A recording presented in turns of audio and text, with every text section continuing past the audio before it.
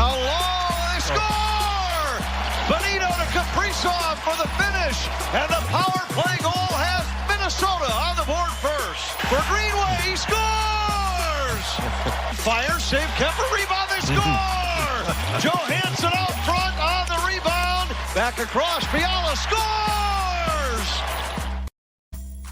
Was that Walls on color commentary? No, that was Nanny. It was Lou. Yeah. It's Lou chuckling in the background. Just Louis was chuckling great after last the night. goals. Every time there's a goal, he's just chuckling.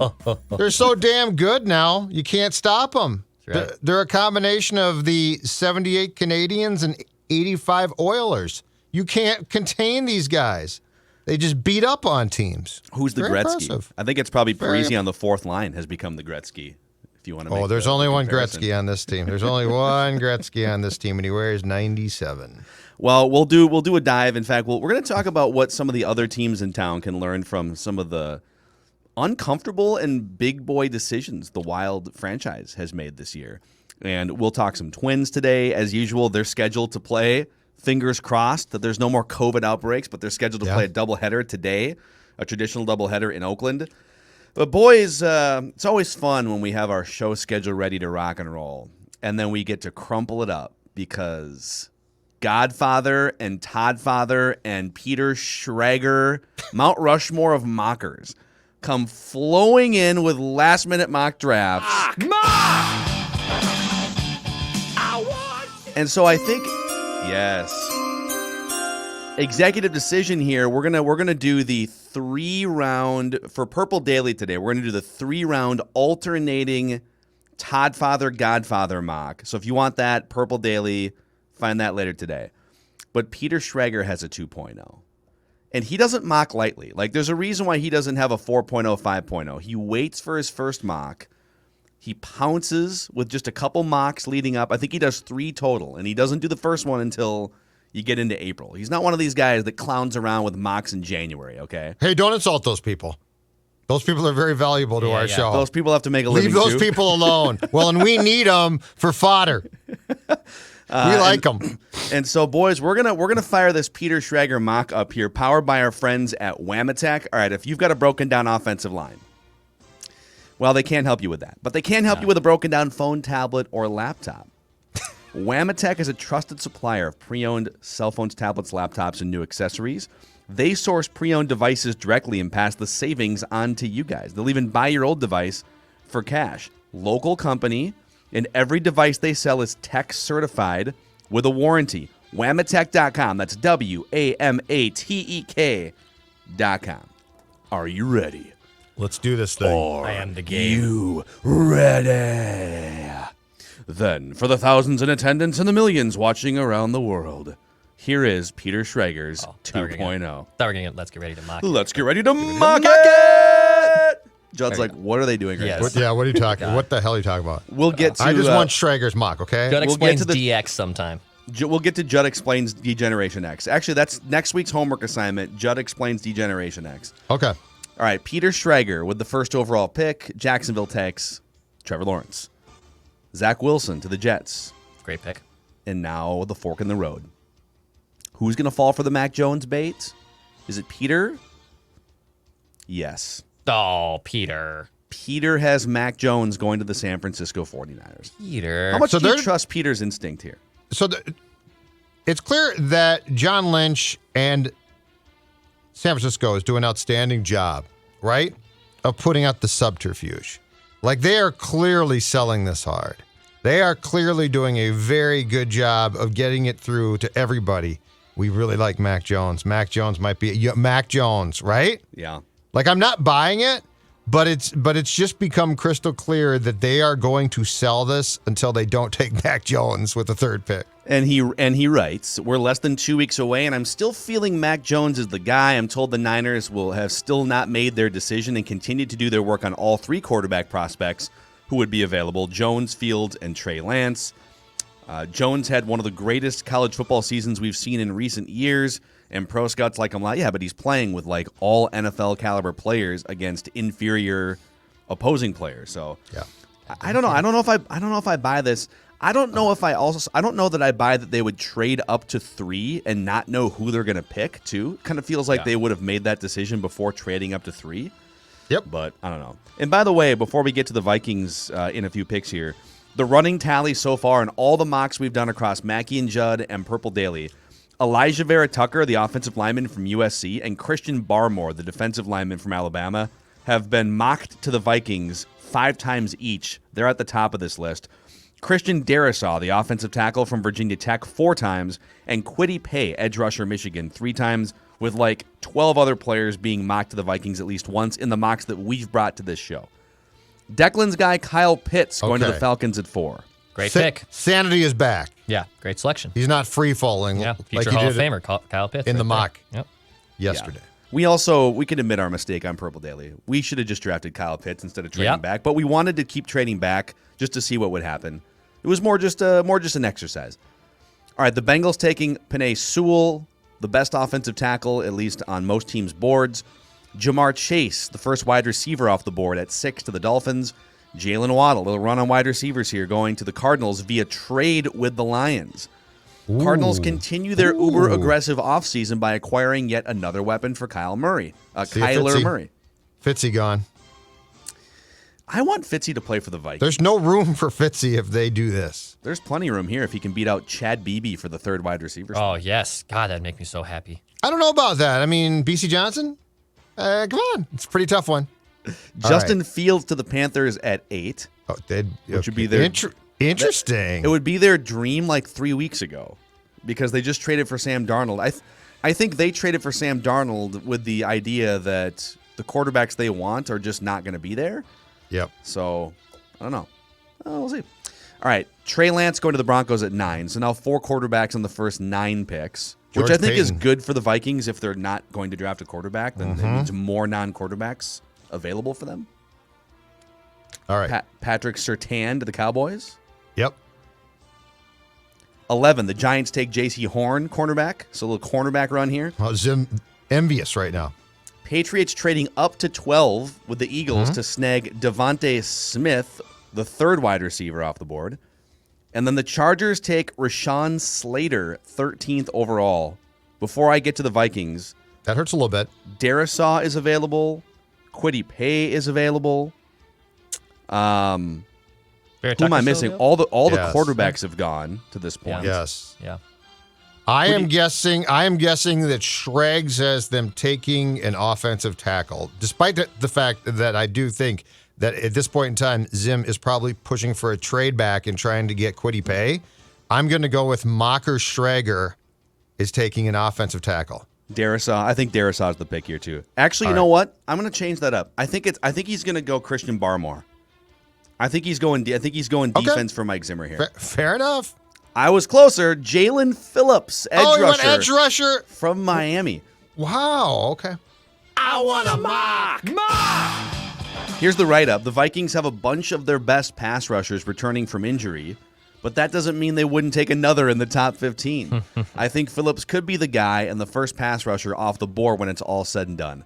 That's the type of thing I think that makes sense. Like Jaelan Phillips, isn't he the one with all the concussion issues? And it just feels like something like this could happen where it's Kwity Paye. No, it's actually the Vikings have Kwity Paye 4th on their board or something.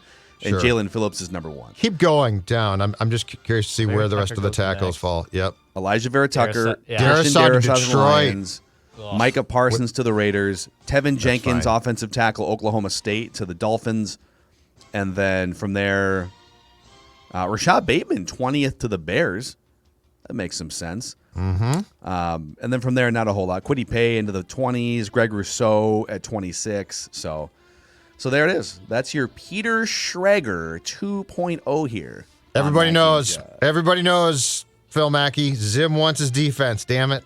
Give me my defensive guys. That is the second time Jaelan Phillips has been mocked to the Vikings, by the way. So he moves up into 5th place in the overall mock standings to this point. Okay. Well, if that takes place, I fully will admit that I won't be surprised, but I will have some real trepidation about what the Vikings are doing. I would not like that. I think a lot of people won't like that. No, kind of feels like they could trade back. It kind of feels like they could trade back and get that. But if the Patriots have already traded up, Washington seems like the major target to trade with. I think they're at 19, right? So if Derisaw's there, though, if you're Spielman, don't you have to tell Mike, you got to sit down and be quiet right now?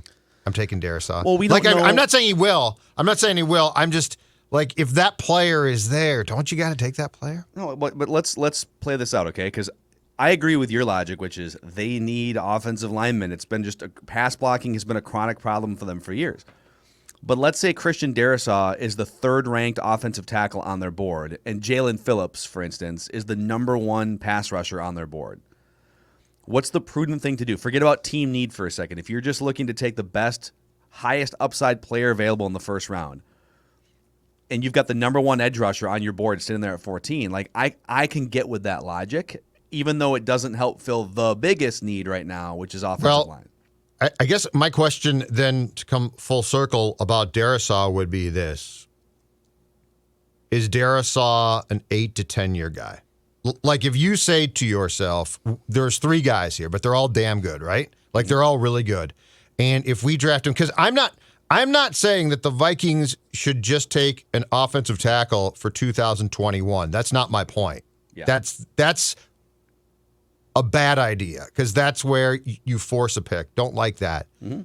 My point is, if you look at Darisaw and you say he's the third guy on our board, but all top 3 potential offensive tackle prospects are 8 to 10 year guys, then I say take him. You need help there, and I'm going to go by, Phil, what I think are the toughest positions to find. Like they're expensive, they're tough. Because a first-round pick, again, I've got 5 years of control there. So if I think that Darisaw is not the best, but he's within that group, and I've got 5 years of control on the cap, basically, on his salary, that's going to make it very tempting for me. I think the biggest question with Jaelan Phillips, I'll just read this from withthefirstpick.com. The problem is that Phillips could be one hit away from being out of college football forever. Each successive concussion makes it easier to get another, and Phillips has already had 3 concussions in his football career. He has already retired once due to those brain injuries. An argument can be made that the NFL doesn't really care all that much about player safety, although a team sinking valuable draft capital into a player with a significant injury history is a completely different story. So that's the thing. It seems like a lot of teams may have, just based on reporting and looking at mock draft big boards and whatnot, that Jaelan Phillips, if you took out the concussion history, that he could be the highest upside pass rusher in the draft. Sure. But how much do you want to commit in terms of draft capital to a guy that might get one hit and be done? 0. And by the way, your other edge rusher just is coming off missing a full season with neck surgery. Yeah. So the more you think about it from that perspective, I just don't know how much sense it makes to draft him with the 14th pick. Now, if you trade back, let's say you trade back and you pick up an extra second-round pick. You strong-arm Washington into giving you a second-round pick to move up to, and correct me if I'm wrong, I think Washington has a second-round pick. We can double-check that. But let's say someone trades up with you, you get a second-round pick. I would be more inclined to take a risk on Jaelan Phillips if I also had the backup of like a second-round pick and 2 or 3 third-round picks, depending on the trade, right? You know what? If he's my only pick in the first 70-plus picks, I'm a little nervous about that. You know what? I am not drafting in the first round a guy with concussion problems. There's no way. I can't quantify it. Like with a knee, I can stick him on a table, right? And I can bend his knee back and forth, and I can say, hey, this knee seems pretty stable, right? Yeah. Or like an ankle. Concussions?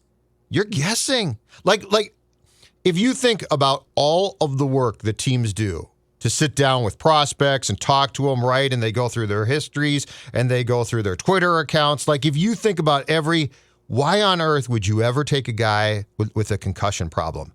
It's the one thing you have no chance to quantify. Yeah. Like you're lost.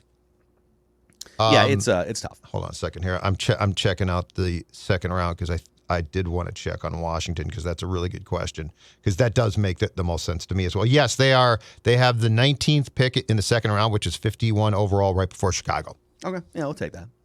So, For sure. Just just float that one over. If you know what it could be, like if Trey Lance falls or something. I mean, if Justin Fields falls for sure, then you're taking phone calls at 14. I mean, I would just draft one of those guys at 14, but I don't think the Vikings would. I think they would trade back.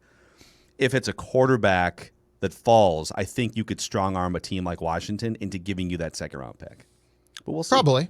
Yeah. Yep. We're gonna be doing daily mock draft updates on Purple Daily from this point the next 9 days. So be sure to check us out. And you know what the good news is? The good news is for Mike Zimmer and Rick Spielman, if you whiff on that 14th overall pick, means you're gonna have a lot more time for golf in 2022 because you are going to be unemployed. And if you have a lot more time for golf, I would recommend PXG Minneapolis. Before you head back to that ranch, is it Kentucky that Mike Zimmer has the ranch in? Yeah. Kentucky, right? Yes. So before you head to Kentucky, if this draft pick doesn't work out for you after you've been relieved of your duties, just stop at PXG Minneapolis. It's a golfer's paradise. The new Gen 4 golf clubs have landed. Drivers, fairways, hybrids, irons. These are PXG's flagship clubs, and they will help your game. You can even look better with the PXG Spring and Summer Apparel, which just arrived in-store. PXG Minneapolis in Southdale Center, and find out more at pxg.com/Minneapolis.